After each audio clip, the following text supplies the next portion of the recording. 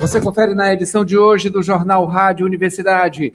Governo Federal restringe acesso de beneficiários a plataformas de apostas. Justiça Eleitoral reforça a fiscalização sobre enquetes nas redes sociais. Nepotismo. Ministério Público pede saída de familiares do prefeito de Fortuna e cobra punição. Operação policial avança e suspeito morre após confronto na Baixada Maranhense. Timon. Polícia acaba com rinha de galos e prende suspeito. Investigação encontra lista com nomes de possíveis vítimas de estupro de vulnerável em creche. UFMA abre inscrições para curso gratuito sobre educação antirracista na educação infantil. Política com Felipe Clã, Orleans e Braide com chapas majoritárias definidas e Camarão. A lista vai ser puro sangue petista?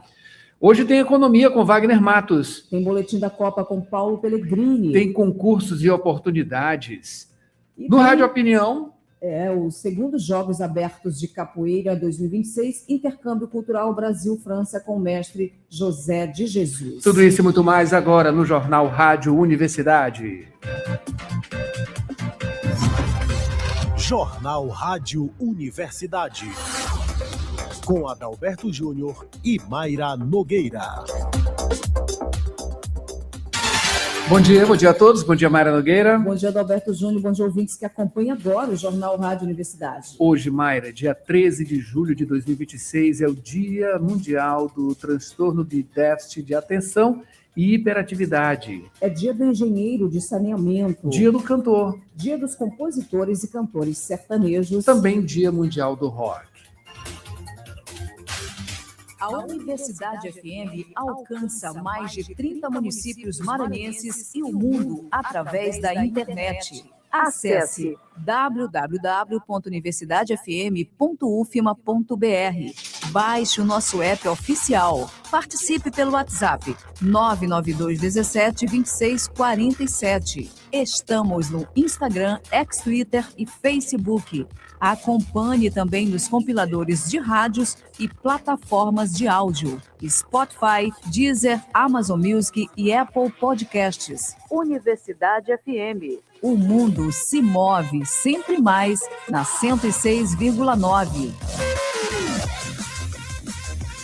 E você confere agora os destaques dos principais impressos locais.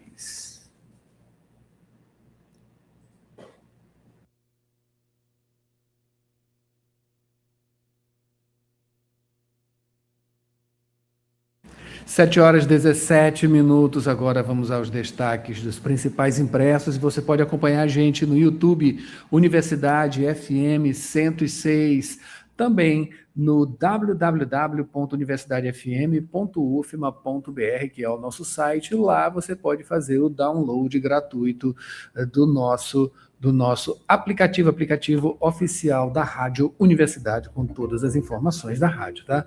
Olha só, aqui hoje a gente está só com a capa do Jornal Pequeno, tá? Você acompanha aqui no YouTube, só puxar aqui para o YouTube, Mayra Nogueira, trazendo aqui a captura de tela, tá? Tá aqui na capa do Jornal Pequeno, edição de domingo e segunda-feira. Discurso de Camarão expõe contradição entre aliados que apoiam Eduardo Braide. Nos últimos meses, deputados e aliados ligados ao chamado Grupo Dinista têm participado de agendas com Eduardo Braide, enviado emendas para prefeitos alinhados ao ex-prefeito de São Luís e aparecido ao lado do pré-candidato do PSD em eventos pelo interior do estado.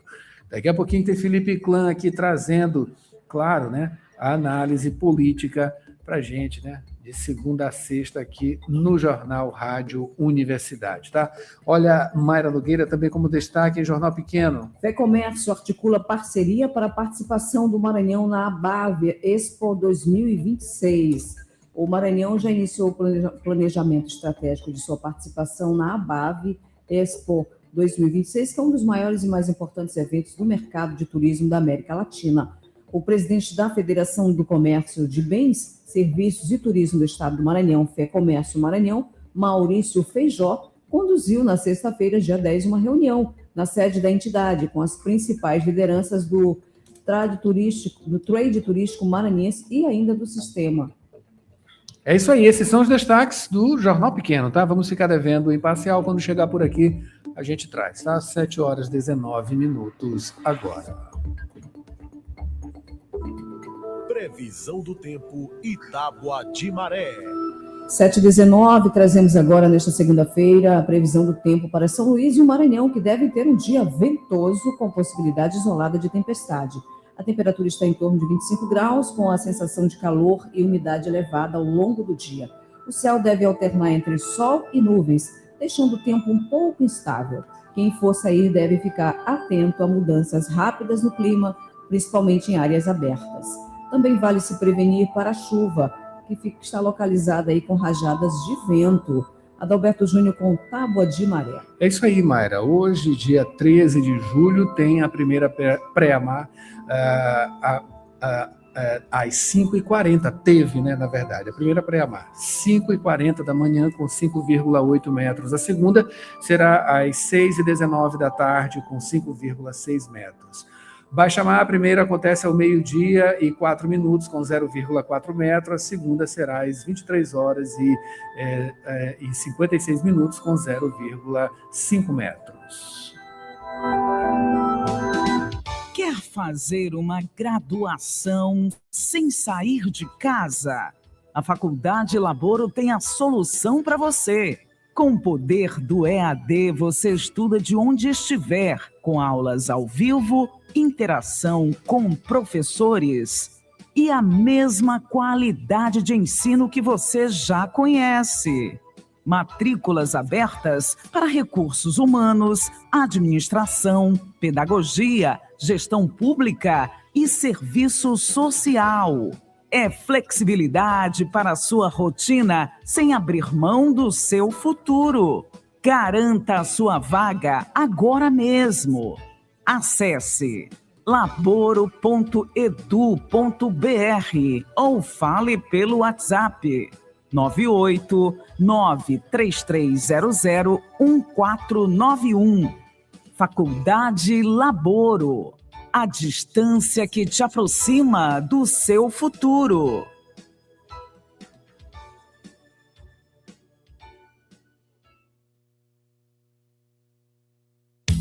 Dirigir com cuidado é a sintonia da 106.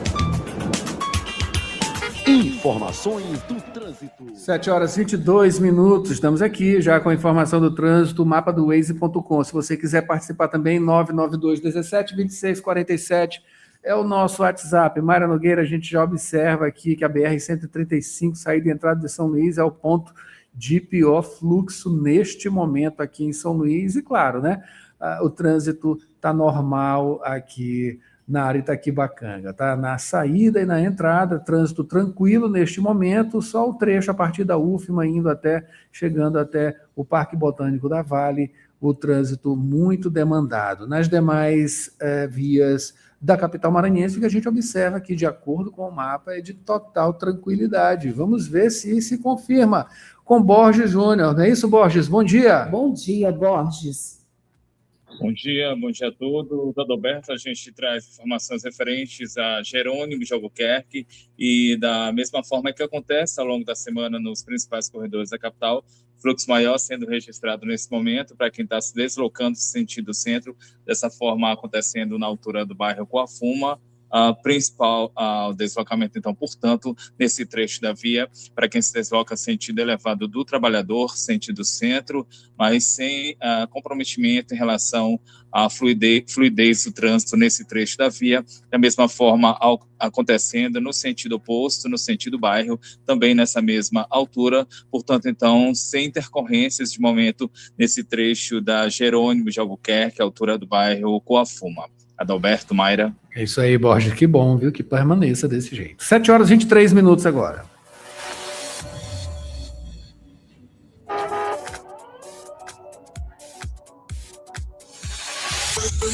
Notícias da cidade. Borges, vamos começando o noticiário, tá? Falando sobre o governo federal restringindo acesso de beneficiários a plataformas de apostas.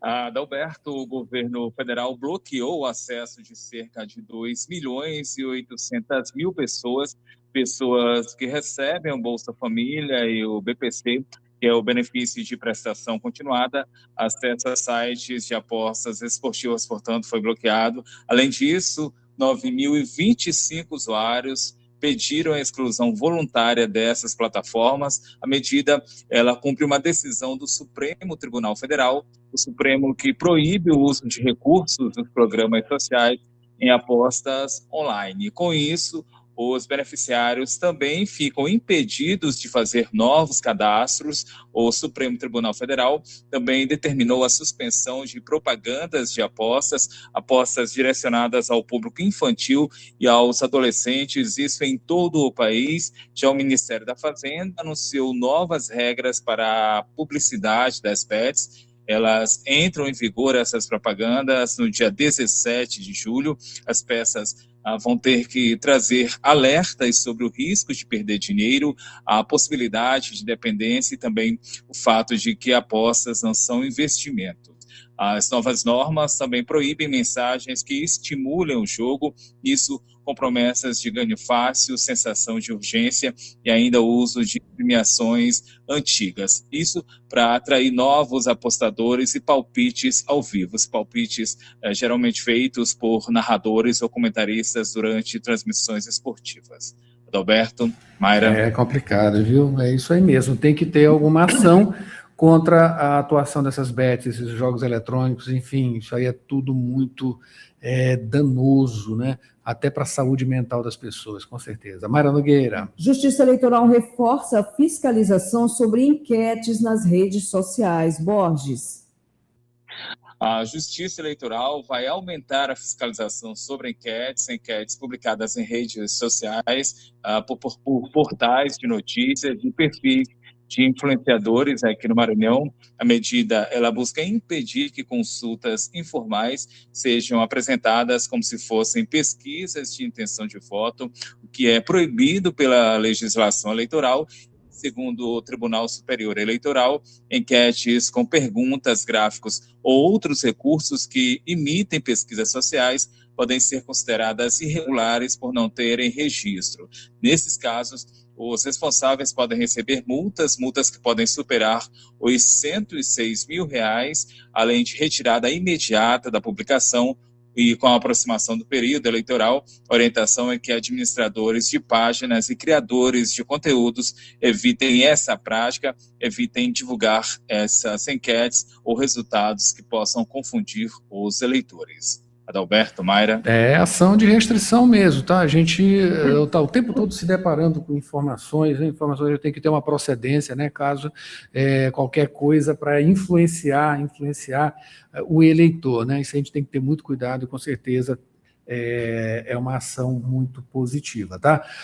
Borges, agora mudando de assunto, falar sobre nepotismo. O Ministério Público está pedindo a saída de familiares do prefeito de Fortuna, né, da cidade de Fortuna, e está cobrando também punição. Que ação é essa?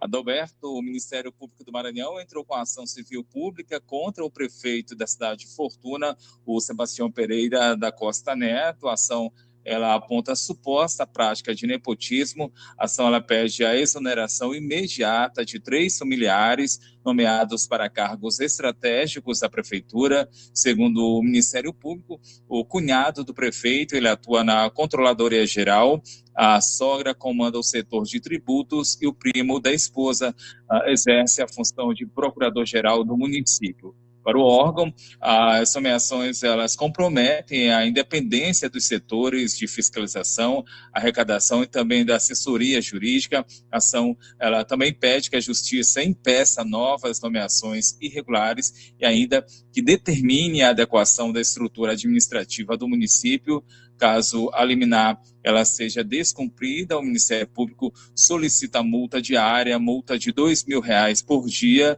multa a ser paga pessoalmente pelo prefeito da cidade. E no julgamento final, o Ministério Público quer a anulação das nomeações, a devolução dos valores pagos aos servidores e ainda a aplicação das penalidades previstas na lei, previstas em lei de improbidade administrativa, incluindo aí a multa e proibição de contratar com o poder público por 4 anos. Adalberto, Mayra. Borges, falando agora dessa operação policial avança e o suspeito morre após um confronto na Baixada Maranhense. Um dos suspeitos de participação no ataque que matou uma mulher grávida, o filho dela de 4 anos, morreu durante confronto com policiais no povoado Arrebenta, na zona rural de São João Batista. O Joelson Braga Araújo foi quem morreu. Ele usava tornozeleira eletrônica, informações essas repassadas pela Secretaria de Segurança Pública do Maranhão, e ainda de acordo com a Secretaria, outro homem suspeito de envolvimento no crime foi preso nesse domingo. A identidade dele e a participação no ataque não foram divulgadas. As buscas pelos demais envolvidos continuam. As vítimas, Samira Costa Correia, grávida de 3 meses, e o filho dela, o Ian Caleb Costa Santos, foram encontrados carbonizados dentro da casa que foi incendiada após invasão de homens armados. A polícia apreendeu cerca de 100 estojos de munição no local. Agora, a perícia vai apontar se as mortes foram provocadas pelos disparos ou pelo incêndio. A Polícia Civil já identificou outros suspeitos e mantém uma força-tarefa na região, força-tarefa com apoio da Polícia Militar, da SEIC, do Centro Tático Aéreo, do Canil e também de setores de inteligência. A investigação ela apura se o crime teria ligação com uma disputa entre facções criminosas ali da região. O companheiro de Samira e pai da criança, ele foi ouvido pela polícia como parte das investigações e, segundo a Secretaria de Segurança, ele seria o principal alvo do ataque, mas a motivação do crime ainda está sendo apurada. Adalberto, Mayra. Obrigado, Borges, pelas informações. Daqui a pouquinho você volta com mais detalhes aqui no Jornal Rádio Universidade. Vamos para um break rapidinho, porque tem Felipe Clã em seguida. Aposentado. Você não perdeu seu valor. E o Simproecema sabe disso. Por isso, valorize os aposentados pela sua experiência, seu legado e amor à educação. Você aposentado e aposentada é importante para o Simproecema. Associe-se já e usufrua de benefícios exclusivos. Aposentado sim, inativos nunca. Educador sempre. Simproecema, fortalecendo a luta com unidade, ação e compromisso. Raimundo Oliveira, presidente.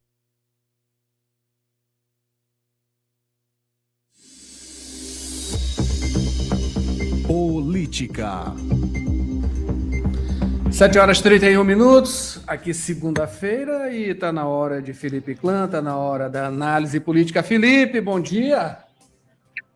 Bom dia, Adalberto, Mayra, ajeitando aqui para eu poder acompanhar com vocês, né, essas notícias. Graças a Deus que nós temos Borges, que já antecipa um monte de notícia da política com esse tal dessas enquetes, que eu acho um sarro essa coisa, né? O político vai lá, paga o radialista, o blogueiro e tal, e às vezes até veículos que entram nessa furada, e aí de repente vira uma pesquisa. Que coisa impressionante, ninguém sabe quem votou, ninguém sabe onde votou, qual foi a hora, qual é a região, não tem registro no TRE, mas é muito bom, é importante. E também essa questão de parentes, né? Gente, o pessoal precisa entender que quando o cara se candidata, não é para favorecer a família, é para ser empregado público, né? Mas isso aí está um pouquinho longe desse entendimento. Se no poder maior é quase impossível a gente acreditar que eles acreditam nisso, imagina lá nos municípios pelo Brasil. Isso não tem. Mas olha, bom dia, Mayra, bom dia, Borges, bom dia aos ouvintes desse jornal que traz os fatos como eles são realmente. Bom dia, Felipe. Olha, Felipe, o que os pássaros estão trazendo em relação aí às chapas majoritárias, né, que já foram definidas aí, pelo menos para Orleans e para Bride, né? E Felipe Camarão, como é que fica? Então, olha, nós estivemos presentes, eu digo nós, o Imparcial, a Rádio Universidade, né, este jornal, esteve presente lá no evento da entrevista coletiva. Eu não gosto muito mais de ir para essas coisas, né, mas eu achei muito interessante, porque foi tantos convites insistentes, né, que nós fomos assistir o que havia lá. Não, realmente não havia nada novo de concreto. O que havia era a decisão de fechar a chapa, né? Quem quisesse fazer lá as suas aborrecimentos, as suas tentativas de chantagem, que fizesse lá para outros partidos. Agora, o Bride fechou, né, o pacote dele. Mais do que nunca, um monte de gente ficou voando, sobrevoando, flutuando, sem ter para onde ir. Não adianta mais. Os chantagistas de plantão não têm mais o que fazer. E aí, claro, o Orleans chamou o Pedro Lucas e fecharam, junto com o Edivaldo e junto com o Everton, a sua chapa eleitoral. Aberto, nós podemos dizer, tem outras também, mas mais de grande relevância agora, não que as outras não sejam, por favor, todos os candidatos, todos os pré-candidatos são fundamentais para esta, como é que eu vou te dizer, disputa democrática, né? Mas o Camarão está aberto, né? Uma vaga de vice, uma vaga de... como é que eu posso falar, de senador da República, porque me parece que o Bride não quis a turma do Flávio Dino, né? Agora eu queria entender se a turma do Flávio Dino, leia-se PSB, vai indicar alguém para compor com o Felipe Camarão. Eu sei que hoje a situação do Felipe é indiscutivelmente delicada, porque ele precisa de peso, né? Mas peso não para botar para baixo, peso para tentar fazer que esta pedra suba, né? De uma forma, como é que eu vou te dizer? Pelo menos progressiva. Não sei como é que vai fechar essa chapa. Será que vai ser puro sangue petitas? E no caso, né, de segundo turno, como é que vai ser para o PT, né? Entre, no caso de Orleans e Bride, né? Estando aí em segundo turno. Você é terrível, nós não fomos nem para o primeiro, tu já tá me enquadrando no segundo. Esse Adalberto não tem jeito, viu? Vou reclamar com a dona Mayra, que tá demais. Olha, boa pergunta, excelente pergunta, né? Hoje, na nossa leitura, quem está no jogo mesmo para valer, está em campo com força total, é o Bride e o Orleans, levando o seu time, né, pelos municípios. Só Deus sabe como é que vai terminar essa campanha. Ou seja, ninguém nunca sabe, e Deus faz a maldade de deixar todo mundo com dúvida, meu caro Adalberto, durante a eleição. Deve ser, não é bem uma vingança, Deus não se vinga, mas é para ver se eles param de aborrecer, né, para que ele, se Deus quiser, por favor, Deus, me salve, me eleja. A questão é que o Bride demonstrou, né, na sua composição, que o Lula não tem vez na chapa, no palanque. A presença do Fufuca em Brasília não é vista como uma forma de entender que o Lula está presente. O Fufuca esteve com o Bolsonaro, depois fez juras de amor para o Lula, para ser ministro, né? Saiu jurando que era lulista, né? Não petista. Lembrem disso, é bem diferente. Ele é centrão, ele é Ciro Nogueira, entendeu? Eles são negociadores. Agora, como é que vai ficar essa composição? Não sei, porque o Lula vai apoiar o Bride, né, mesmo com ele estando do lado da direita, né, e por que não dizer da extrema-direita, porque o candidato a presidente do do Braide, é um cara que vem da UDR, né, os radicais, da época da luta pela terra. Mas o que é interessante é perguntar, e aí, o Felipe vai com quem, né, a ver no segundo turno, entre Braide e Orleans? Boa pergunta, meu caro Adalberto. É isso aí. Felipe, tem outras questões aqui por falar em Centrão, né? A gente lembra logo de Valdemar da Costa Neto e, claro, né, Eduardo Cunha. Olha, Flávio Dino, acho que não esperava por essa, né? Hugo Mota e a PGR estão contra a decisão de bloquear os 119 milhões, né, de Valdemar da Costa. O Valdemar, olha, o Valdemar é um santo, olha, é uma coisa assim impressionante, né? Ele é um retoque, né, de igreja, como a gente diz, parece aqueles santinhos ali grudados, né, aqueles barroquinhos. Olha, o Valdemar, como sempre, em toda a maracutaia, né? Eu até te faço uma pergunta aqui, que estendo aos nossos ouvintes: por um acaso vocês sabem de algum corrupto que roubaram bilhões, que estejam presos, tirando o Vocaro, que por enquanto está lá, enquanto eles não conseguem encontrar uma forma de livrar ele, né, para que ele não fale tudo que ele sabe? Você conhece algum, meu caro Adalberto? olha, os que passaram, eles passaram muito pouco tempo, né? Fora alguns outros aí da Lava Jato, né, que também ficaram sequestrados, né, por um tempo, mas depois saíram também. Pois é. Agora manda um coitado com fome roubar alguma coisa num supermercado para você ver se... Aí é bronca feia. Aí é bronca feia. Aí vai parar no Supremo Tribunal Federal para livrar e fazer aquele discurso humanista, né? Rapaz, a questão é o seguinte: o Flávio está certíssimo, tem que ir atrás mesmo desse pessoal que está nos roubando nas emendas. Não estou dizendo que é o caso, eu estou dizendo que existe uma grande investigação, né, das emendas secretas da época de Bolsonaro. Imagina, nós não podíamos saber para onde ia o dinheiro. Olha a gozação, gente, é uma piada muito grande. Só que ele não esperava o Hugo Mota ser corajoso, né, e enfrentá-lo, dizer que não, que isso é um problema da Câmara dos Deputados, do Congresso Nacional. E, para surpresa dele, a PGR, no caso do Valdemar Costa Neto, também disse que está erradíssimo e pede que ele volte atrás com a decisão de, vamos dizer assim, cercar os 119 milhões que eles acreditam que o Valdemar roubou nas emendas, né, ou pelo menos operou. A questão é que o patrimônio do Valdemar declarado é 2,5 milhões, né?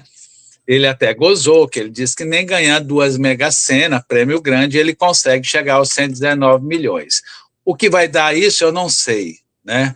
Mas o Flávio está certíssimo. Agora me chamou uma atenção hoje, você sabe que eu levanto muito cedo para escutar os passarinhos da Mayra, né? E aí, quando é que vai chegar essa operação aqui no Maranhão? Ainda vai ser no período eleitoral, como foram das outras vezes, que a gente tem aquelas operações, né, de asfixiar prefeitos? Não estou dizendo que é o caso, eu estou dizendo que eu estou achando estranho que está demorando muito esse processo, mas agosto chega aí e vai ficar ao gosto do Supremo Tribunal Federal, meu caro Adalberto. Vamos acompanhar, Felipe. Olha, a Justiça está abriu o prazo final contra Laésio Bonfim no processo de fraude de 44 milhões de reais. Que fraude é essa? E, além de tudo, além do mais, isso é uma coincidência aí, Felipe?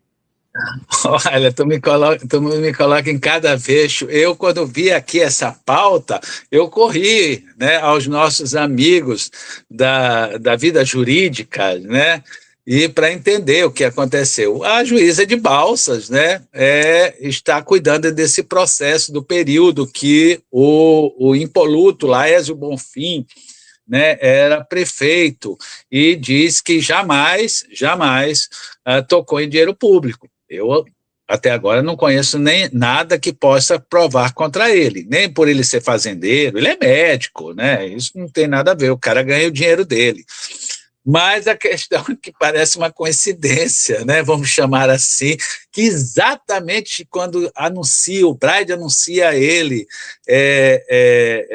como pré-candidato ao Senado, o processo dele termina o prazo para as alegações finais, ou seja, não inventar esse processo agora. É importante que se registre isso, e é importante que o Laésio venha a público explicar quais as razões que levou o Ministério Público e a Justiça a enquadrá-lo, né? Está aí a chance de mostrar que é indiscutivelmente um pré-candidato correto, honesto, um ex-prefeito exemplar.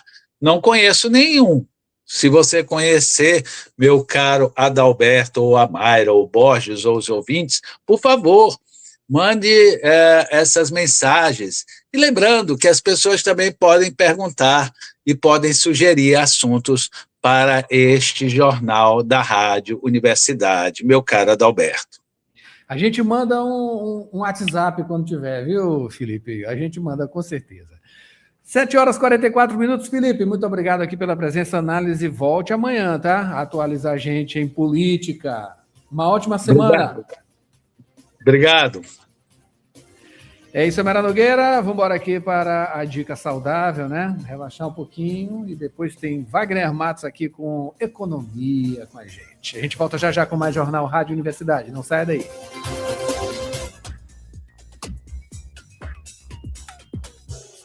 Dica saudável. Correr regularmente é um hábito que pode gerar diversos benefícios para a saúde física e mental, contribuindo para mais disposição e qualidade de vida. A prática da corrida ajuda a fortalecer o coração, melhorar o condicionamento físico e estimular a circulação sanguínea, além de auxiliar no controle do peso corporal. Além disso, favorece a liberação de endorfinas, substâncias responsáveis pela sensação de bem-estar, ajudando a reduzir o estresse e a ansiedade. Confira agora alguns benefícios de correr. Primeiramente, a atividade fortalece o sistema cardiovascular, melhora a resistência física e contribui para o bom funcionamento do organismo. Também ajuda a melhorar a qualidade do sono, aumenta a disposição, fortalece ossos e músculos e promove mais saúde mental. Por fim, incluir a corrida na rotina, sempre respeitando os limites do corpo e com orientação profissional quando necessário, é um importante passo para uma vida mais saudável. No mais, é cuidado e atenção. Com essas dicas saudáveis, aproveite bem o seu dia.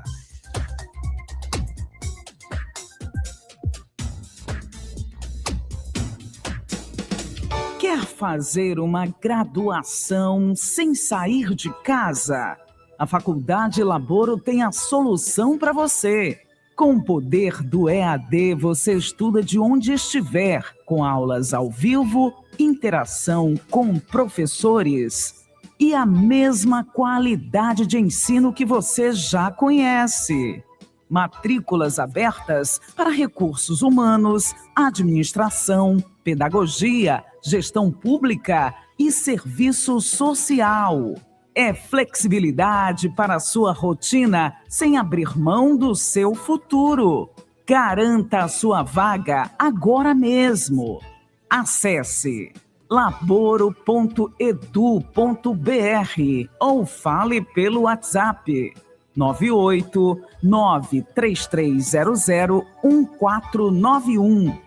Faculdade Laboro. A distância que te aproxima do seu futuro.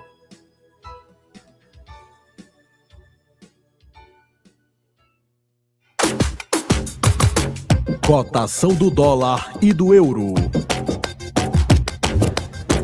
7h47, agora vamos aqui à cotação do dólar. Nesta segunda-feira, a moeda que teve queda de 0,28%, na cotação está a R$ 5,10. O euro teve queda de 0,38% e está cotado a R$ 5,83. A gente recebe agora Wagner Matos aqui com análise da economia. Wagner, bom dia. Bom dia, Wagner. Bom dia, Mayra, bom dia, Adalberto e Borges e todos os amigos do Jornal Rádio Universidade. Uma boa semana aí para todos. Uma ótima semana, né?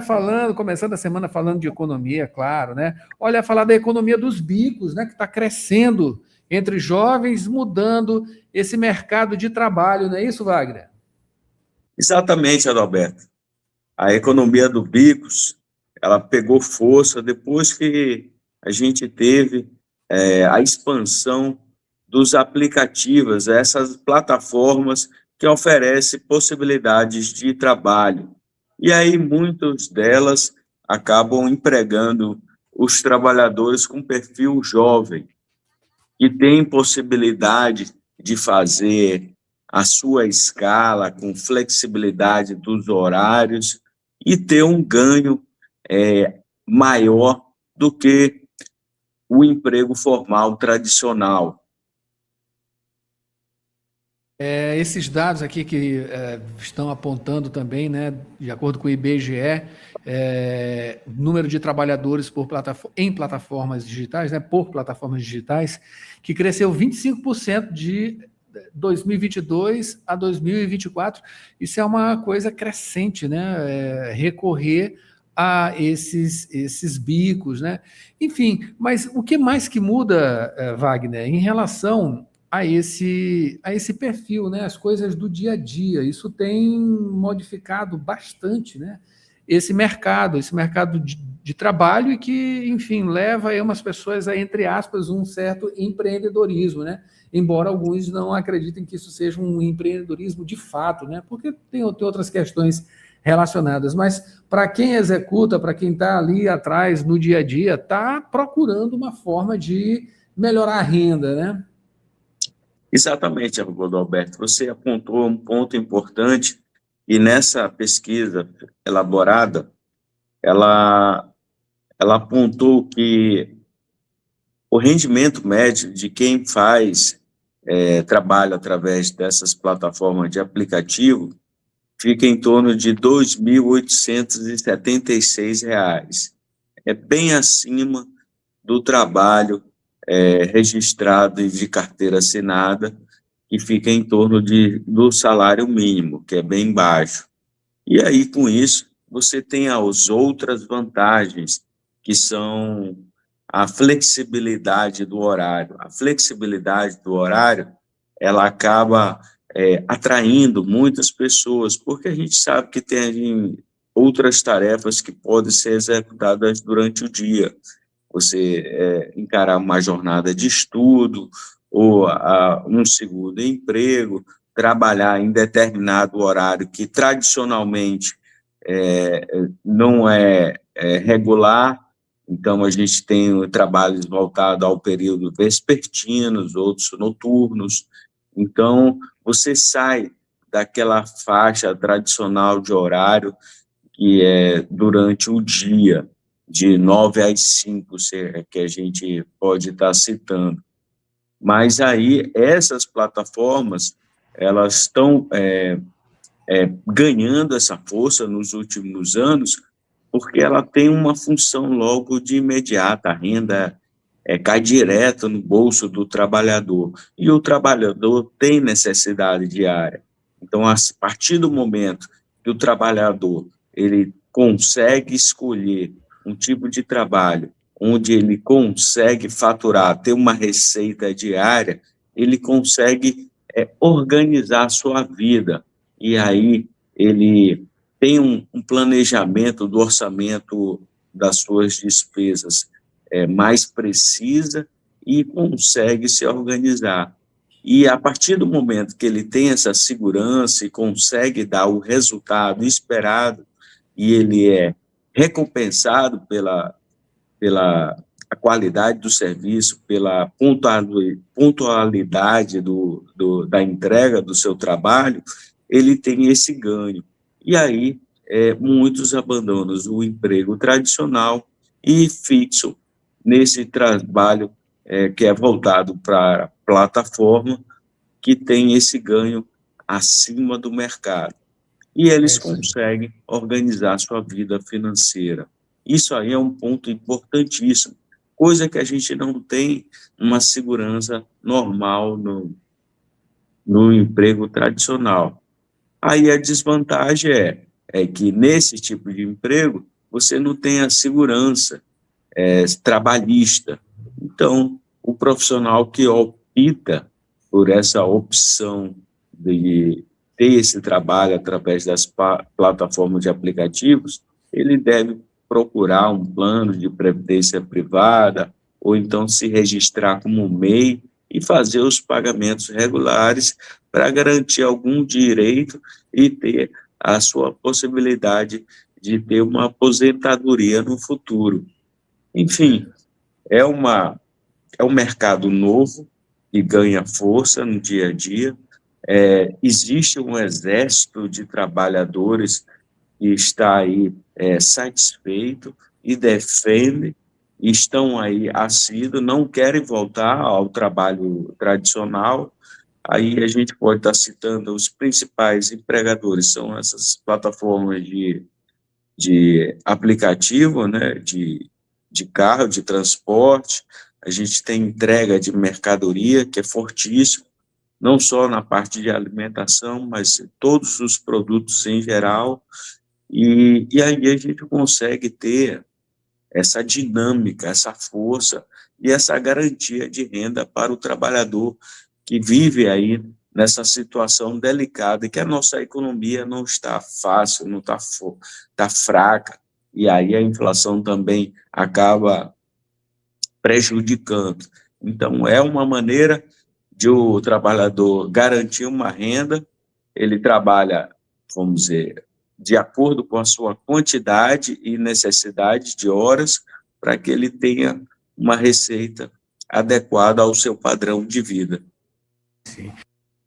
Em vários aspectos aí, a coisa ela é positiva, né? Porque tem vários perfis, alguns perfis, eles se encaixam muito bem nessas questões relacionadas com o que você falou, né?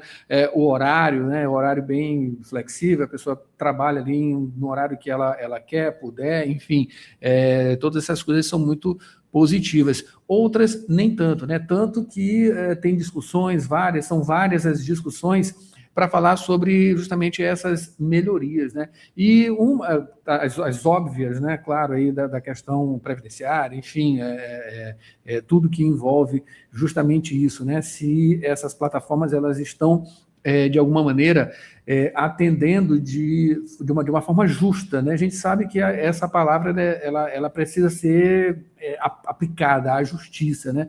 E o aspecto que eu quero que você comente, né, que traga aqui, é justamente no lucro, né, digamos assim, dessas plataformas, né, que ainda não estaria de uma maneira justa, digamos assim, para cada trabalhador desse que utiliza uma plataforma que precisa de incentivo, precisa de, claro, né, dinheiro para movimentar e manter uma tecnologia dessa, né, que no caso especificamente sobre essas plataformas de carros automóveis, enfim.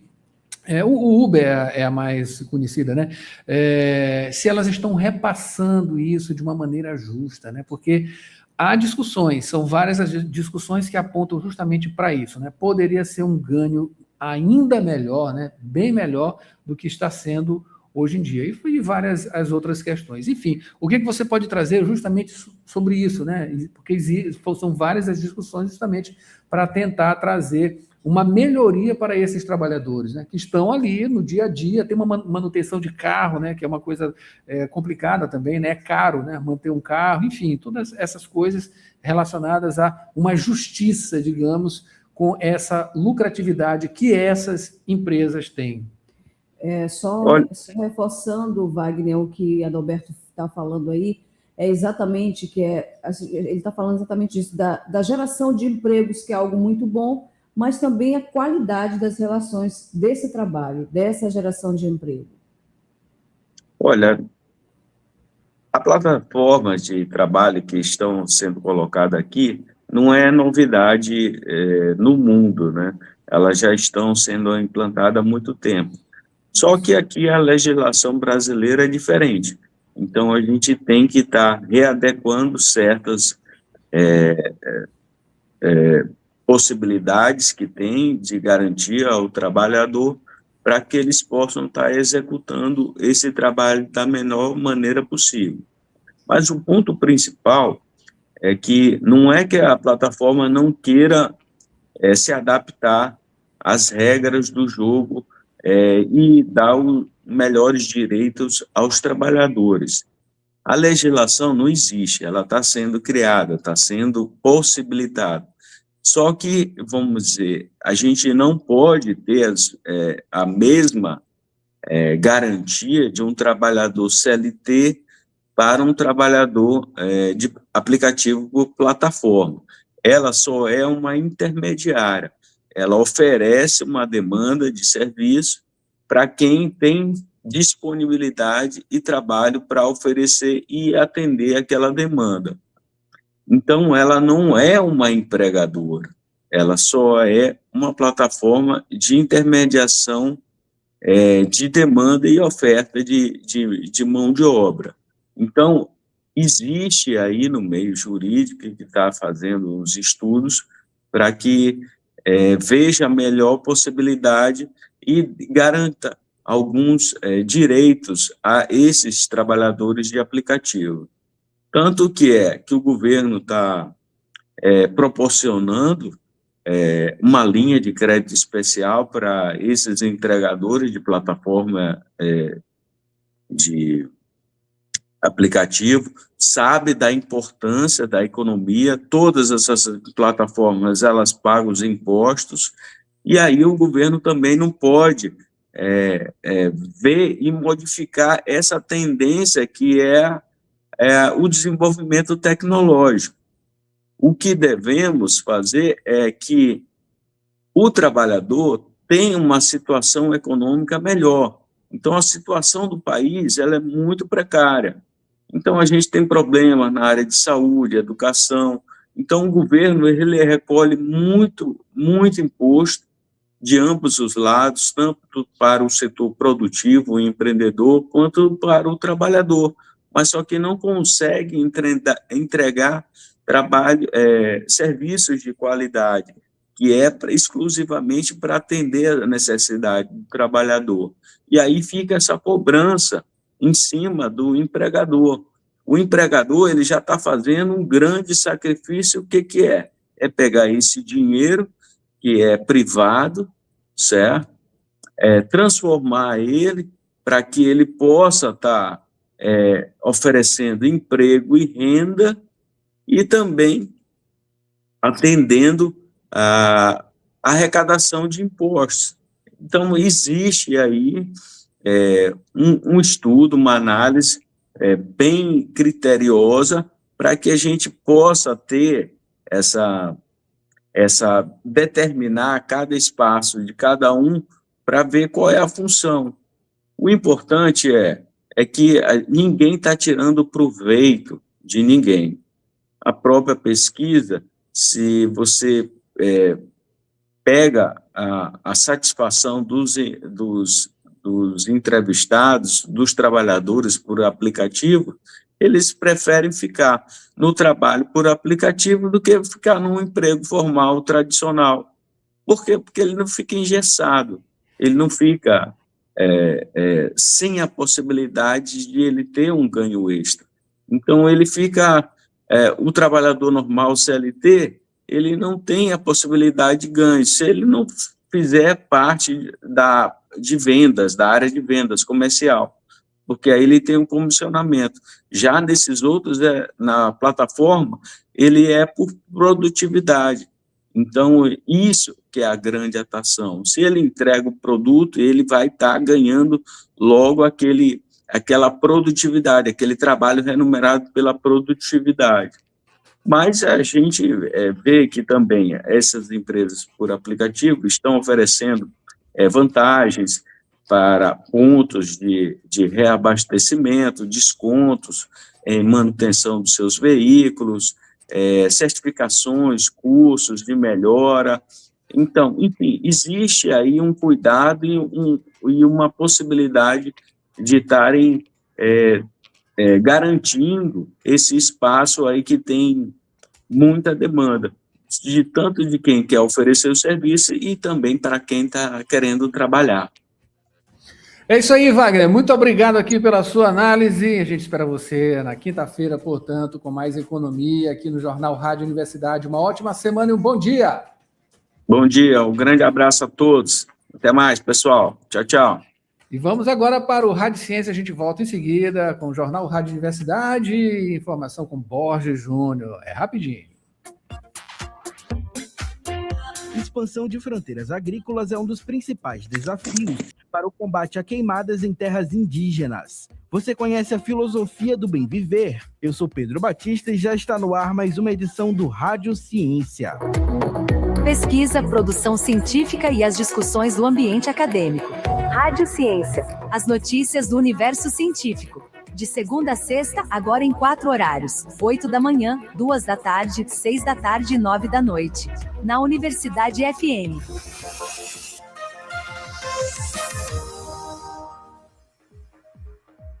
Expansão de fronteiras agrícolas é um dos principais desafios para o combate a queimadas em terras indígenas. As queimadas são um problema recorrente que afeta a vida dos povos indígenas do Brasil. Segundo dados do IPAM, Instituto de Pesquisa Ambiental da Amazônia, as terras indígenas acumulavam mais de 3 milhões de hectares de área queimada em 2024, o que representa 2,6% da área total dessas terras no país. Uma pesquisa da Universidade Federal do Maranhão investigou a dinâmica temporal de uso e cobertura da terra e a relação com fogo no Maranhão, avaliando a incidência e ocorrência de queimadas e identificando os períodos mais críticos. Além disso, o estudo leva em consideração o fato de o Maranhão integrar a fronteira agrícola do Mato Piba, que abrange também os estados do Tocantins, Piauí e Bahia, e é marcada pela constante expansão agrícola. De acordo com a mestra em Geografia pela UFMA, Ellen Giovana Pereira Fernandes, responsável por conduzir a pesquisa, os principais desafios para o combate ao fogo em terras indígenas está ligado às pressões externas no contexto da expansão agrícola do Mato Piba. Um dos principais desafios está relacionado às pressões externas que incidem sobre os territórios indígenas, especialmente no contexto da expansão da fronteira agrícola na região do Mato Piba. É que esses processos, como desmatamento, abertura de pastagem, exploração ilegal de madeira e uso intencional do fogo, têm aumentado as pressões sobre os territórios indígenas. E que, além disso, muitas dessas atividades elas ocorrem no entorno das terras indígenas, o que aumenta o risco de propagação de incêndios para o interior desses territórios. E que, nesse estudo, é evidenciado que essas pressões estão frequentemente associadas a conflitos territoriais e à intensificação da degradação ambiental.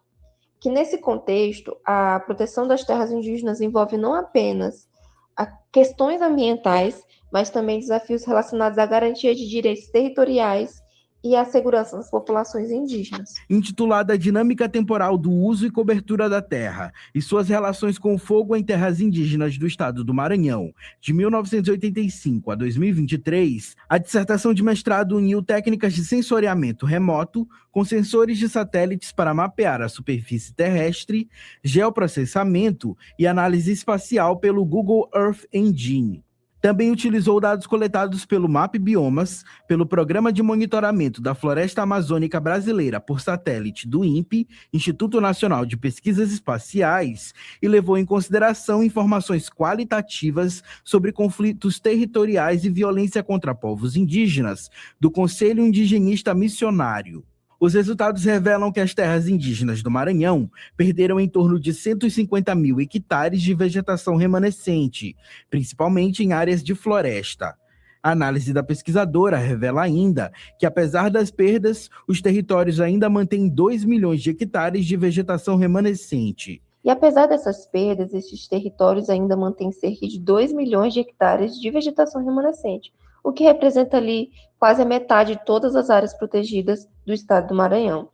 E essa análise também revelou que há uma alta recorrência de fogo mais ao sul do estado, com territórios indígenas que apresentaram até 37 eventos de fogo por pixel, ou seja, dos 38 anos analisados, houveram territórios indígenas que queimaram 37. A pesquisa destaca as terras de Araribóia, Canela e Porquinhos do Canela, Apandecrá, como territórios com maior recorrência de fogo. Já com relação à emissão de gases, foram estimadas emissões de aproximadamente 709 milhões de toneladas de CO2 de 2013 a 2023, cerca de 85% proveniente de fogo e 15% de desmatamento. As dinâmicas de uso da terra e recorrência de fogo variam bastante ao longo do período estudado, é o que afirma Ellen. Quando a gente observa a série histórica completa, fica muito mais claro identificar que essas dinâmicas elas não são estáticas. Elas variam bastante ao longo do tempo e também entre os territórios. E que um ponto muito importante é que os anos com a maior ocorrência de fogo, elas tendem a se concentrar em determinados períodos, especialmente entre 2015 e 2017, quando vários territórios registraram o seu pico nesses anos. E esse período ele coincidiu com os eventos de El Niño de 2015 e 2016, que trouxeram condições climáticas mais secas e acabou favorecendo muito a propagação do fogo. Com o apoio da FAPEMA, a orientação ficou a cargo da professora doutora do Programa de Pós-Graduação em Geografia, Thaisa Caroline Silva Rodrigues, com coorientação do professor doutor do Programa de Pós-Graduação em Biodiversidade e Conservação, Celso Henrique Leite Silva Júnior, ambos da UFMA. Pedro Batista, Jornalismo, Universidade FM. Lembre-se, se você, cientista e pesquisador, quiser apresentar o seu trabalho aqui no Rádio Ciência ou no Rádio Ciência Entrevista, entre em contato pelo Instagram, @Rádio Universidade FM. Tome Ciência. E a filosofia do bem viver, você sabe o que é? A filosofia do bem viver é uma cosmovisão indígena ancestral que defende a harmonia da vida entre seres humanos e natureza, com prioridade à coletividade, à reciprocidade e o respeito à terra. Focada na sabedoria ancestral, é uma alternativa ao desenvolvimento predatório, focando no equilíbrio e sustentabilidade de vidas. Você sabia? Tome ciência! Pesquisa, produção científica e as discussões do ambiente acadêmico. Rádio Ciência. As notícias do universo científico. De segunda a sexta, agora em 4 horários. 8 da manhã, 2 da tarde, 6 da tarde e 9 da noite. Na Universidade FM.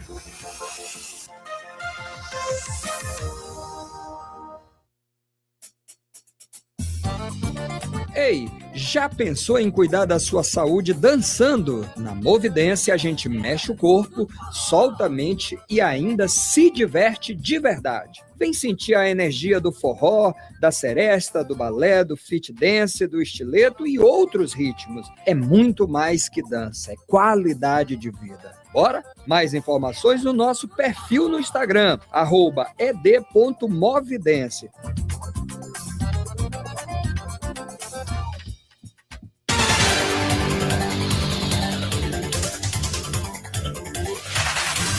Oito horas 11 minutos, estamos de volta aqui com o Jornal Rádio Universidade com Borges Júnior, ao vivo, tá? Agora informações, Borges, vamos falar sobre eleições 2026, continuar falando sobre eleições, né?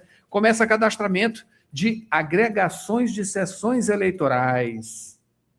Isso, Adalberto. Hoje, segunda-feira, 13 de julho, começando então o prazo para cadastramento de agregação de sessões eleitorais.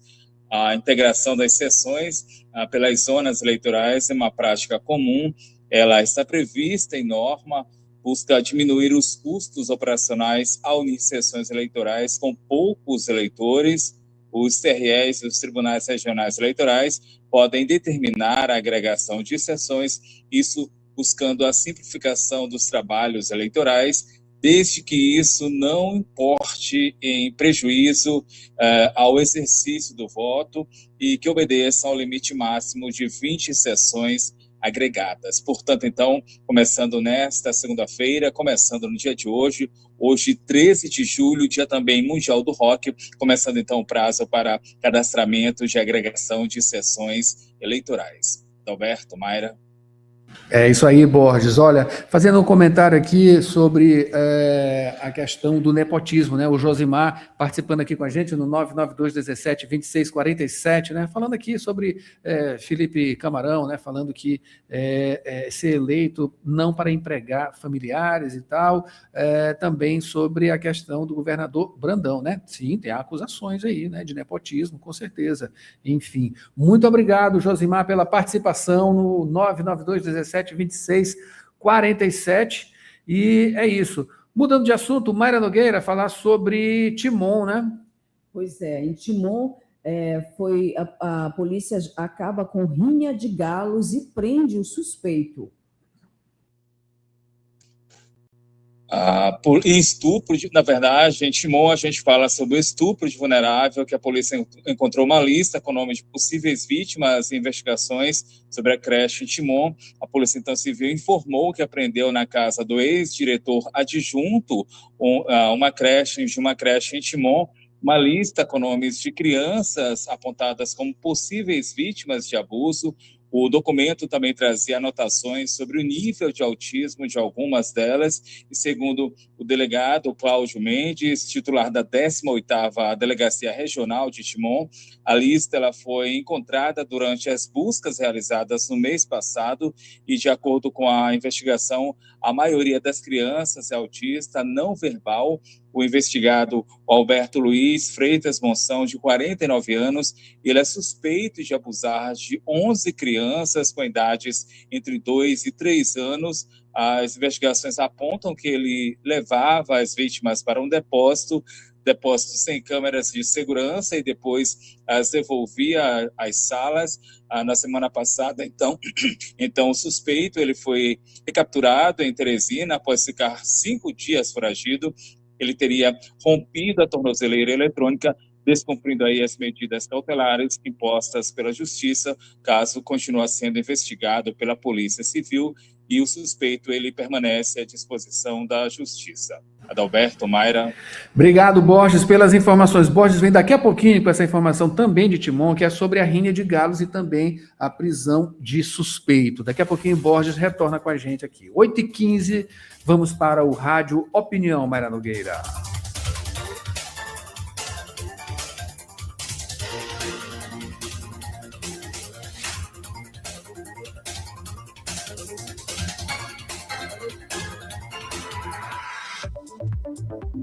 Rádio Opinião, a opinião de quem entende do assunto.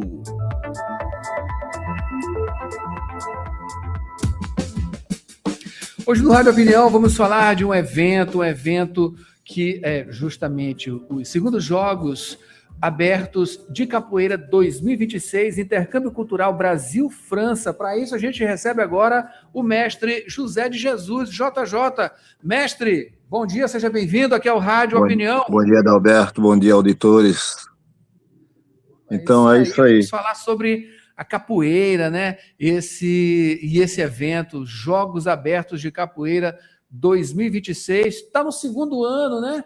Enfim, fala um pouquinho sobre esse evento, como ele surgiu. Então, Adalberto, esse evento surgiu numa ideia, porque, na verdade, é um evento que a gente tem tentado realizar, já é a segunda edição que a gente realiza aqui em São Luís, mas a gente tem realizado esse mesmo tipo de manifestação já em várias edições também em outros municípios do estado, São Mateus, Pindaré Mirim. Então, é a nossa segunda edição em São Luís, e a gente conta com a participação do máximo possível de capoeiristas da ilha, porque a nossa organização, que se chama Campo de Mandinga Capoeira, a nossa escola Campo de Mandinga Capoeira, que realiza esse evento, é uma instituição que visa o desenvolvimento e a divulgação da arte e luta capoeira. A arte capoeira, todo mundo sabe, é uma arte múltipla, onde une manifestações tanto do lado marcial quanto do lado cultural, e capoeira são várias artes em uma arte. E como é que está justamente, mestre, esse intercâmbio aqui também, né, entre grupos? São vários grupos que tem aqui em nosso estado, né? Temos aí uma tradição de grande longevidade, né? Mestres, infelizmente, mestres que já se foram, né? Muito influentes, entre vários outros, mestre Patinho, enfim. Tem umas figuras, tem muitas mulheres, inclusive, né, praticando também, crianças, pessoas de todas as idades. Como é que está justamente esse intercâmbio entre grupos aqui em nosso estado e, sobretudo, aqui na capital? Então, a nossa capoeira aqui, a capoeira maranhense, dos anos 2000 para cá, ela tem feito um trabalho remarcável, porque é um trabalho que hoje a gente não... Acabou o período de rivalidade, afirmação, eu acho que todo mundo passa por uma outra etapa, que é o desenvolvimento, a divulgação da arte capoeira enquanto um todo. E a gente tem uma boa relação entre as escolas, e é nesse intuito de valorizar o trabalho que todo mundo faz, que todos os mestres, e daqueles que se foram, que a gente tem que também... dar ênfase àqueles que vieram primeiro, né? Que deixaram esse legado para a gente. Então, a gente tem que dar essa ênfase. Então, a gente tem trabalhado nesse intuito, de divulgar, de levar o nome da capoeira do estado do Maranhão. Maravilha. Esses Jogos Abertos, ele tem uma parceria também, né, mestre, com a C3PR Global PR Lab, né, que é um projeto de extensão que é vinculado aqui ao curso de comunicação social da Universidade Federal, né, professora Luiziane Saraiva. Isso. A senhora Luiziane Saraiva, uma grande amiga, e que a gente está fazendo essa parceria. Então, eu estou aqui no Maranhão, na verdade, faz 26 anos que eu moro fora, que eu moro na Europa. Eu desenvolvo a capoeira no norte da França. E a gente sempre manteve essa boa relação com o Estado, que tem muita gente que às vezes sai e esquece da terra de onde veio. Eu não, todo ano eu venho, graças a Deus, tenho condições de vir todo ano na nossa querida terra, e eu sempre estou fazendo tentando fazer esse movimento de intercâmbio, trazer capoeiristas da Europa para cá, para o Maranhão, e vice-versa. Tá?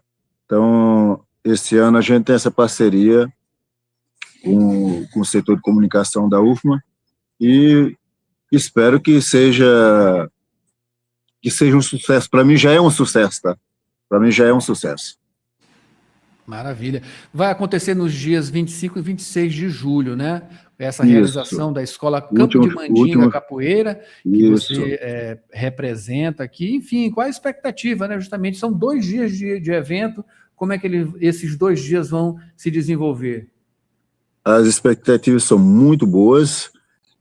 Inclusive, na primeira edição que a gente realizou em 2024, eu estava contando com uma participação de um certo número de atletas, porque os objetivos, além do lado cultural, é a gente explorar o lado esportivo da arte capoeira, que ainda é muito pouco, que a capoeira é uma arte múltipla, são várias atividades em uma só.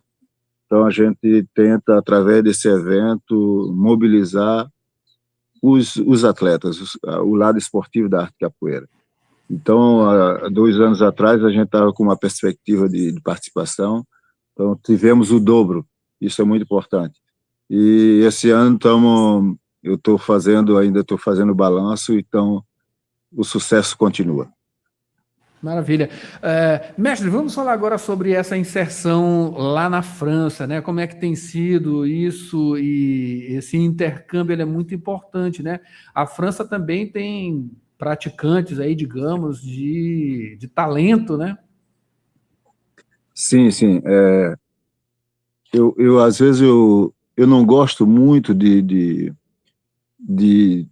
falar, mas é necessário, que são 26 anos que eu estou lá fora, e o trabalho que eu realizei durante esse período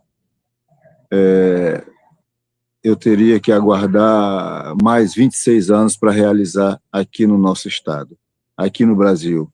Isso é muito relevante, porque a capoeira é nossa, então por que o Estado, por que as autoridades não dão o devido apoio que a gente merece, né? De uma forma ou de outra, nós somos representantes da cultura brasileira, somos embaixadores da cultura brasileira lá fora, mas a gente não tem esse mesmo apoio, essa mesma atenção que a gente tem lá fora. Isso é lamentável, mas eu não baixo a guarda, jamais. Então eu continuo, a batalha continua. É isso aí, tem que ter a força, e justamente, né, indo atrás de concretizar as coisas, mesmo que leve mais tempo, né? A coisa ela fica bem edificada. Enfim, a gente tem exemplos em outros esportes, né? É claro que a capoeira precisa desse incentivo, mas o bom, mestre, é que a capoeira ela é muito bem vista hoje, né, com várias essas atividades, né, que não dizem respeito só ao marcial, mas assim tem a coisa cultural, que ela é muito forte e é muito a nossa capoeira, cara brasileira, né? Na verdade, eu considero que a capoeira é uma porta de entrada à cultura brasileira. Através da capoeira se abre um leque para várias outras manifestações culturais. O tambor de crioula, o bumba-boi, a quadrilha, a nossa quadrilha. Então, é muito... Por isso que eu sempre digo, nós somos embaixadores da arte e da cultura brasileira. E a gente, lá fora, muita gente... Hoje a capoeira está nos 5 continentes, em mais de 160 países.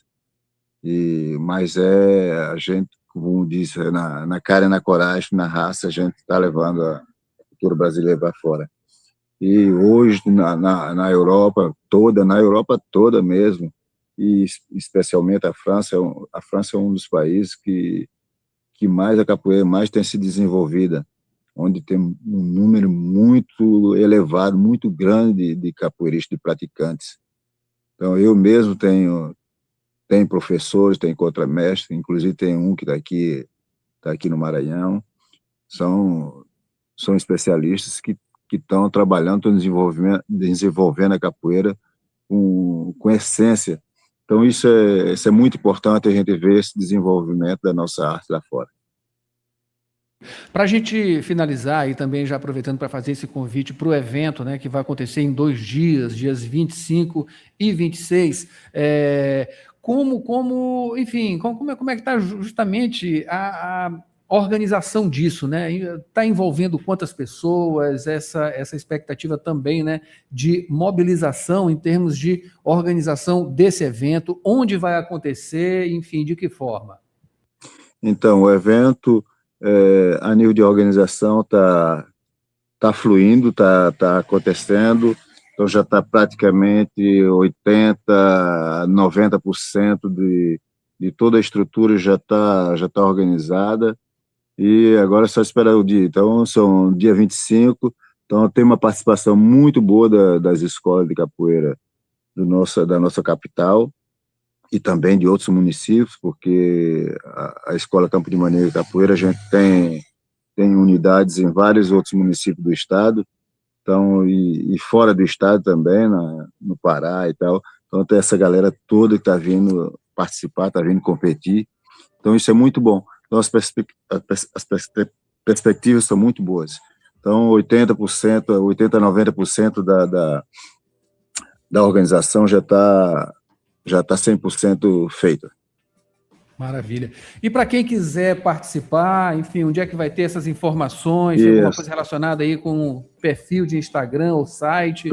Então, para quem quiser participar, as informações estão sendo lançadas nas redes sociais, e o evento vai acontecer no Auditório Central da UFMA.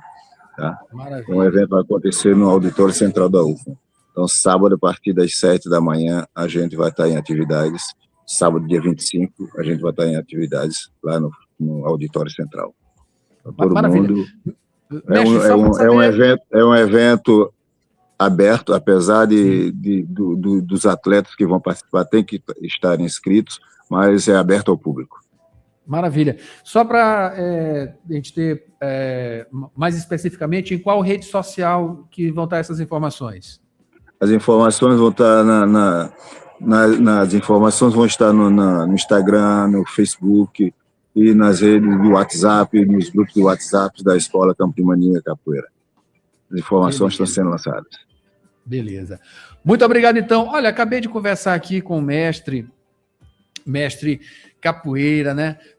José de Jesus, que mora lá na França e realiza esse evento, esse intercâmbio cultural Brasil-França. Aqui vai acontecer a segunda edição dos Jogos Abertos de Capoeira 2026, nos dias 25 e 26 de julho, aqui na Universidade Federal do Maranhão, que é uma parceria, não é isso, mestre? Com o C3PR, Global PR Lab, com a professora aqui, né, representante, professora Luiziane Saraiva, curso de comunicação da Universidade Federal do Maranhão. Mestre, muito obrigado aqui pela sua presença e informações e boa sorte no evento. Eu agradeço, Adalberto. Vamos junto, um abraço. Tamo junto. É isso aí. Mayra Nogueira, vamos aqui para um break rapidinho, a gente volta com mais Jornal Rádio Universidade, informação, e claro, tem esporte, ainda tem futebol, tem Copa do Mundo aqui com Paulo Pellegrini daqui a pouquinho.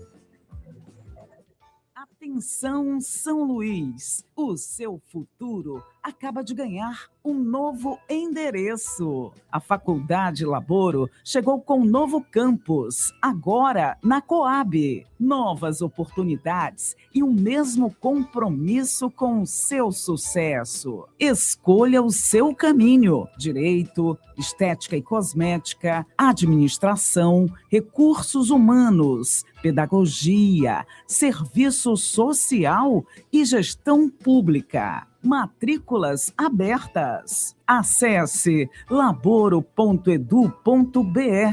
ou chame no WhatsApp 989-3300-1491. Laboro Coab, Avenida 4, número 97, quarto conjunto Coab Anil. O seu futuro começa agora. De volta com o Jornal Rádio Universidade, Mayra Nogueira, agora com Borges Júnior, trazendo informações. Vamos falar agora sobre rinha de galo lá em Timon. A polícia acabou com uma rinha de galo e prendeu também um suspeito lá em Timon, não é isso, Borges? Isso, Adalberto. A Polícia Militar desmantelou uma rinha de galos na zona rural de Timon, no povoado Piranhas.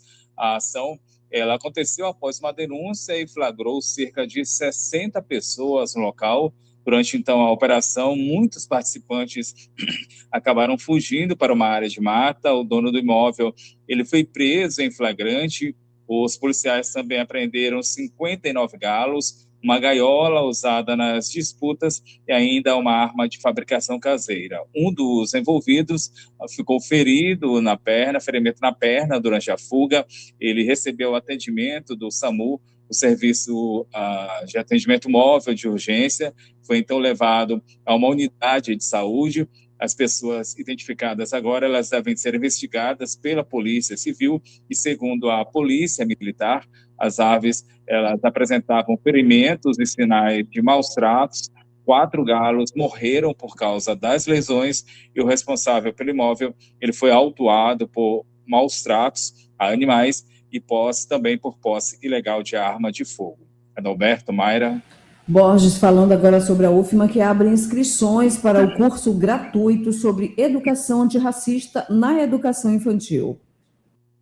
Mayra, isso mesmo, a UFMA está com inscrições abertas. Essas inscrições elas vão seguir até o dia 15 de julho, inscrições para o curso de aperfeiçoamento em educação para as relações étnico-raciais na educação infantil.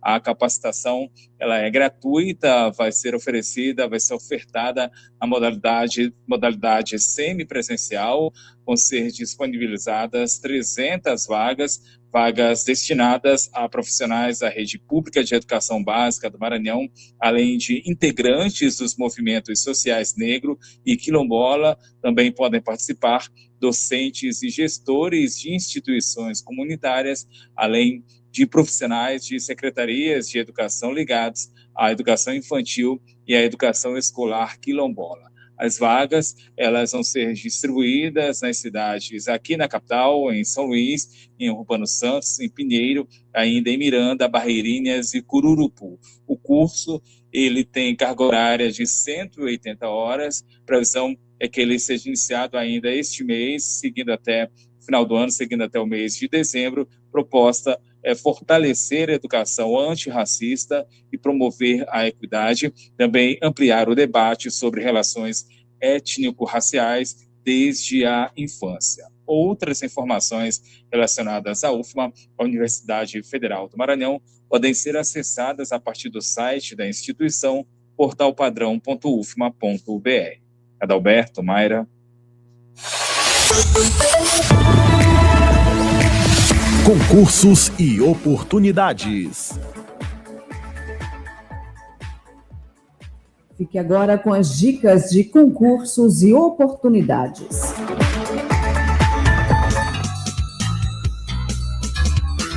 E a semana começa com ótimas dicas. Iniciando com o concurso público do TCE, Tribunal de Contas do Estado do Maranhão.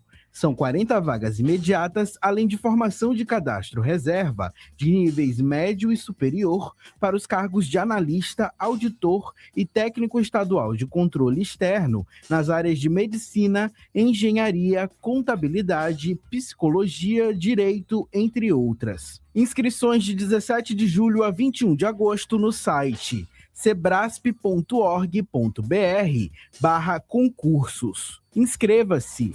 Continuando com o seletivo do IBGE, Instituto Brasileiro de Geografia e Estatística. São 1.414 vagas temporárias para os cargos de agente censitário de qualidade e analista censitário nas áreas de agronomia, assistência social, cartografia, jornalismo, geografia, entre outras. Inscrições no site avalia.org.br até o dia 15 de julho. Não perca!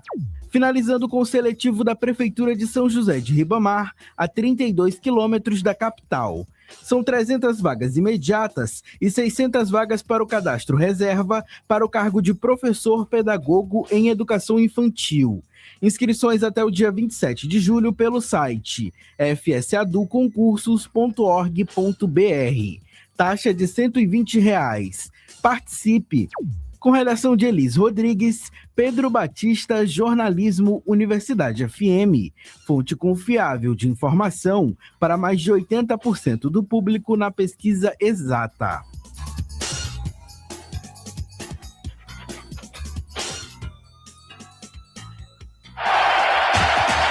Praticar esportes é a sintonia da 106. Boletim da Copa. 8h35, agora já estamos com Paulo Pellegrini aqui no comentário da Copa, o Boletim da Copa de segunda a sexta. Paulo com a gente até o final e está quase chegando ao final. Paulo, tivemos aí quartas de final, sem surpresas, né? E as próximas partidas, o que esperar? Bom dia, seja bem-vindo. Bom dia, Paulo.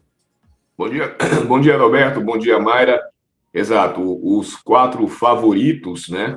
Passaram: França, Espanha, Inglaterra e Argentina. Alguns de forma um pouco mais fácil, como foi o caso da França, e os outros 3 em partidas mais complicadas, com maior resistência dos oponentes, como foram os casos da Espanha, da Inglaterra e da Argentina, que apesar do placar de 3-1, placar um pouco mais elástico, mas o jogo em si foi um jogo mais complexo, né? Que teve a grande singularidade da partida, como tem tido em várias partidas da Argentina, e o jogo termina e sempre fica uma polêmica. No caso, foi a expulsão do jogador da Suíça, o Embolo, que muita gente não entendeu. A gente queria até explicar exatamente por que ele foi expulso, por que o VAR foi acionado naquela situação. Até para tentar diminuir um pouco a chama, né, do favorecimento para a Argentina e tudo mais. Certo. E o que aconteceu de fato ali, né? Ele simulou, né? Foi uma simulação infantil até, né? Exatamente. Se o árbitro tivesse aplicado o cartão amarelo para o jogador por essa simulação, ele não estaria errado, Muita gente iria reclamar, porque não é comum, né, um lance de meio campo, quando há uma simulação, o jogador se joga, ele recebeu um cartão amarelo. Porém, foi uma simulação muito grotesca. Então, se o árbitro tivesse aplicado o amarelo naquele momento, muita gente iria reclamar, mas o árbitro não estaria errado. Geralmente, se aplica cartão por simulação em jogadas mais agudas, principalmente dentro da área, quando o atleta intenciona cavar uma penalidade, né? O famoso tiro livre da marca penal popular pênalti. Ok, não foi o caso. Porém, o árbitro ele não aplicou esse cartão. Pelo contrário, ele aplicou o cartão no jogador da Argentina, porque o árbitro viu uma falta, ele não viu a simulação. O árbitro em campo, que era o juiz português, ele viu falta do Paredes no Embolou e aplicou o cartão amarelo para o argentino. Aí o VAR interveio. Aí tem uma questão que a gente precisa ver como é que vai ser daqui para frente no futebol. Nessa Copa do Mundo se inaugurou o protocolo do VAR para os casos de erro de identificação de atleta. O texto da regra, nesse caso, do VAR, é basicamente o seguinte: o jogador toma cartão amarelo de forma equivocada porque o árbitro acha que foi ele que fez a falta e não o outro jogador. Por exemplo, o jogador A comete uma falta grave e merece tomar o amarelo, mas o juiz vê errado e aplica para o jogador B, achando que o B fez a falta. Aí esse B fica prejudicado, pendurado no jogo, por conta de um erro de arbitragem. E aí o que a FIFA fez? Não, esses casos, o VAR pode intervir e falar, não, é o seguinte, juiz, não foi o jogador B que fez a falta, foi o A. E aí ele retira o cartão do B e aplica no A. Acontece que esse lance do Embolou com o Paredes não é exatamente a mesma coisa.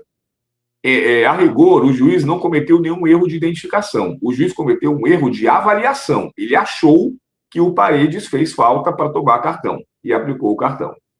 E o VAR o chamou para dizer, não foi o Paredes que fez a falta. Foi o Embolou, porque o Embolou se jogou e isso é uma falta. Compreendem a sutileza? E aí, esse lance semelhante ocorreu na primeira rodada da Copa, no jogo Paraguai e Estados Unidos, com o jogador Almiron, do Paraguai.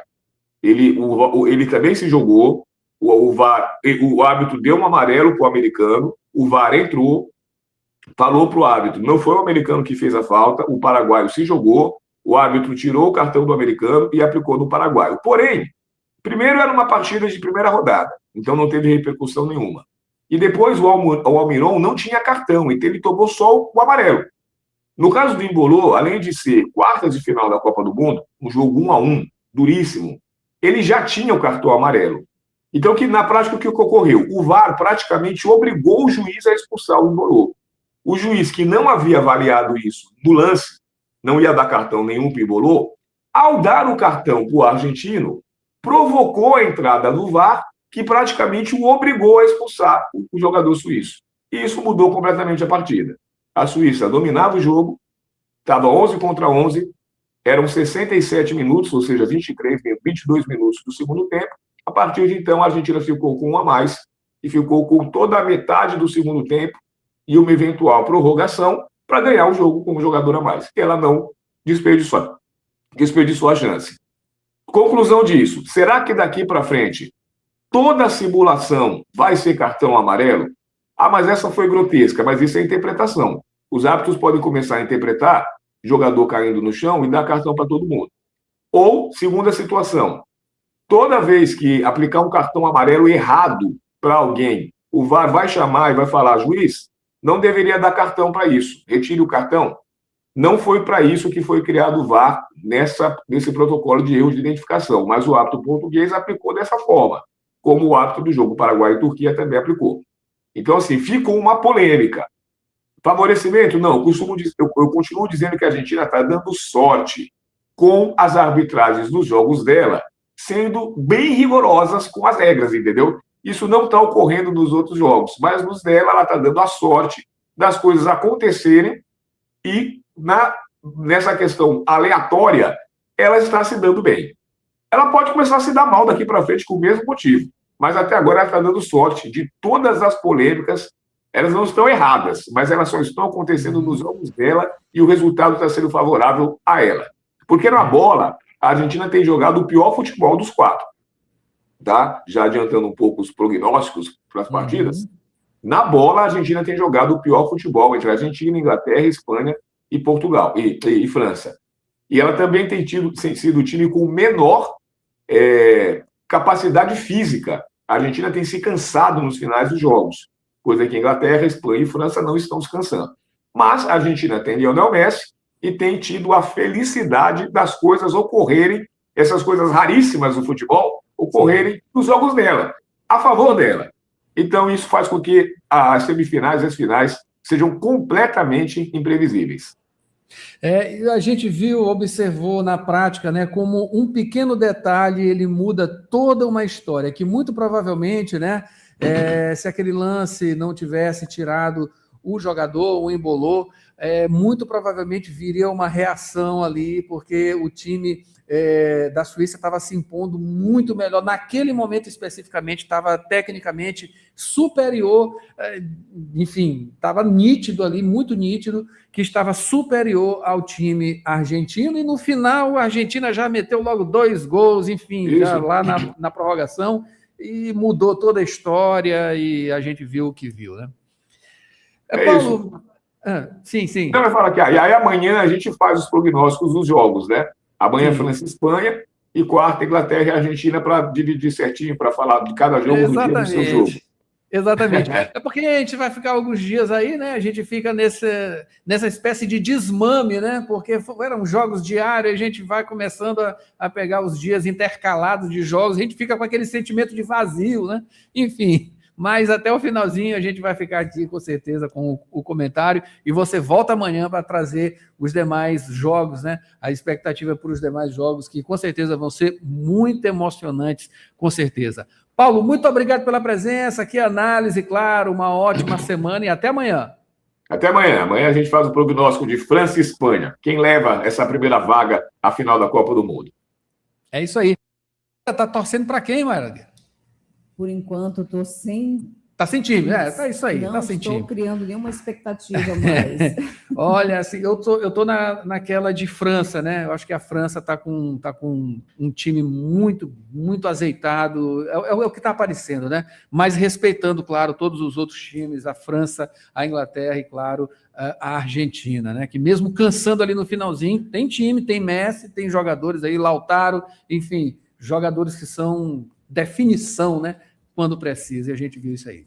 É isso aí. A gente finaliza aqui, volta amanhã com mais Jornal Rádio Universidade, com análise de Paulo, política e tudo mais, e muita informação com o Borges Júnior aqui, sempre com a gente, tá? Uma ótima semana a todos, tá? Até amanhã a gente volta com mais informações. Mara Nogueira assume já, e antes tem o que, Mara Nogueira? Você vai ficar agora com Conexão PET, depois tem ainda o programa Avançar, que é da FSADU, o programa Fala Defensoria, e ainda amanhã 106, com muita música, muita informação e, claro, promoção, para você participar. Fica ligado. É isso aí, 40 anos de Rádio Universidade, talentos no ar, e a gente fica por aqui, a gente volta amanhã com mais Jornal Rádio Universidade. Até lá.